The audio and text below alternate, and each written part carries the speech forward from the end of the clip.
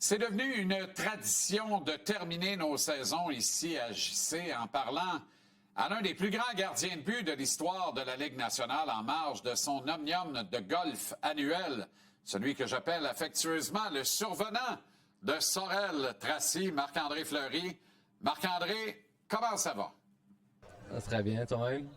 On parle de tradition, Flower, 17e édition de ta classique de golf, que tu continues même à la retraite avec le bœuf François Beauchemin. C'est important pour toi de continuer de redonner? Oui, c'est sûr que ça fait, comme tu as dit, 17 ans maintenant qu'on le fait. Donc, puis l'engouement est toujours là. Les gens de la région nous appuient toujours, année après année. Donc, c'est le fun de faire partie de ce classique-là, de pouvoir redonner aussi à la fondation du Cégep de Sorel-Tracy. Cette année, vous contribuez à la fondation du Cégep Sorel-Tracy. Parle-moi de l'événement dans son ensemble et de comment l'approche s'est faite avec les gens du Cégep et de leur fondation. Je te dirais, c'est eux qui nous ont approchés au début pour commencer ça.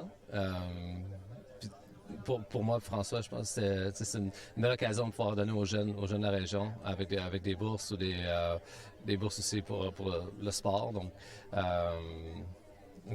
on n'a juste jamais changé. On a resté avec eux durant tout ce temps-là. Marc-André, vous êtes là, les vétérans, mais les kids sont là aussi. Tito Beauvillier, Nicolas Aubé-Cubel, ils sont là pour prendre la relève quelque part. Qui vont être les prochains de la région à s'ajouter, là? Oui, ça fait déjà une couple d'années que les deux sont joués à nous. On est chanceux d'avoir 4 gars qui ont joué dernièrement de la Ligue nationale, d'une petite ville ici à Sorel. Fait que c'est le fun de se retrouver année après année. Puis, c'est des bons jeunes qui s'impliquent puis qui veulent redonner aussi dans leur communauté. Dis-moi, est-ce que tu regardes les matchs de la finale de la Coupe Stanley? Je veux dire, dans leur ensemble, t'installer puis les regarder au complet? Je regarde, peut-être pas systématiquement. Mais oui, écoute, c'est une bonne série. Les séries en général ont été excitantes, ont été le fun à regarder. Puis la finale ici, même rendu où ce qu'on est, c'est difficile de voir qui va gagner assurément. Es-tu surpris de voir à quel point c'est offensif, le nombre de buts effarants qui se marquent dans cette finale de la Coupe? Je dirais oui puis non. C'est comme ça que la saison était. On a vu plus de buts cette année. Je pense un peu ça s'est juste poursuivi dans la série. Oui, c'est vrai. Je dirais qu'avant, dans les séries, tout se serrait peut-être un peu plus. Puis la défensive était plus serrée. Il y avait moins de buts, mais que je pense que les jeunes ils ont tellement de talent, tellement de... ils cherchent tout le temps des nouvelles façons de compter plus de buts. Puis ça se monte encore dans la série. Marc-André, le Wild a fait vivre de belles et grandes émotions aux partisans du Minnesota cette année. Qu'est-ce qui manque à ton ancien club pour passer vraiment à la prochaine étape, là, pour atteindre la finale et peut-être soulever la Coupe? Je crois vraiment pas beaucoup. Écoute, la parité à travers la Ligue nationale est quand même très proche, très bonne. Des fois, mettons...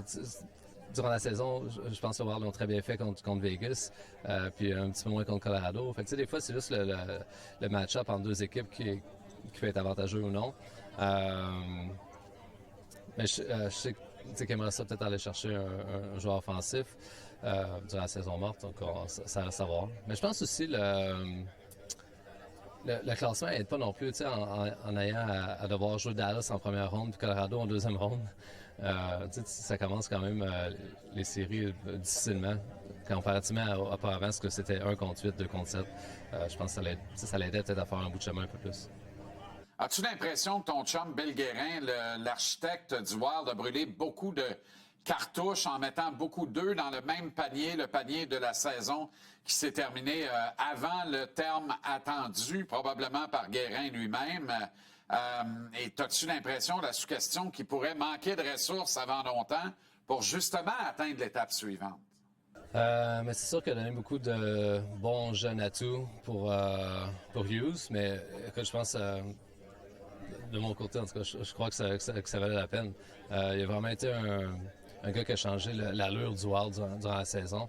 Il crée de l'offensive avec quand tu crois qu'il est pris, qu'il n'y a rien, mais il trouve des façons de créer. C'est un gars qui joue quasiment presque 30 minutes par match, il patine tellement bien.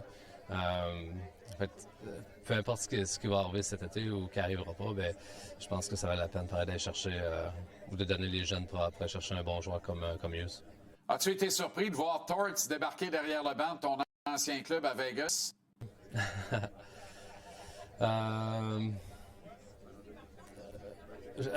Oui puis non. Je dirais un peu surpris que c'est arrivé aussi tard dans la saison. Mais en même temps, John a quand même eu les premières saisons qu'il a eues avec leurs équipes. Je pense qu'il a quand même bien fait. C'est un gars d'expérience. Les gars qui ont joué pas aussi ont toujours eu quand même des bons mots pour lui. Fait que tant mieux pour lui quand il est arrivé en fin de saison comme ça puis il a eu un énorme succès à Vegas. La Ligue nationale, c'est souvent une affaire de courant, hein, de mode, un peu suiveux, tu me permettras celle-là, là, mais tu sais, Torts débarque parce que, quelque part, on a vu les succès remportés par Joel Canville de retour finalement derrière un banc à Anaheim. Rick Bowness, la même affaire. Lindy Ruff à Buffalo.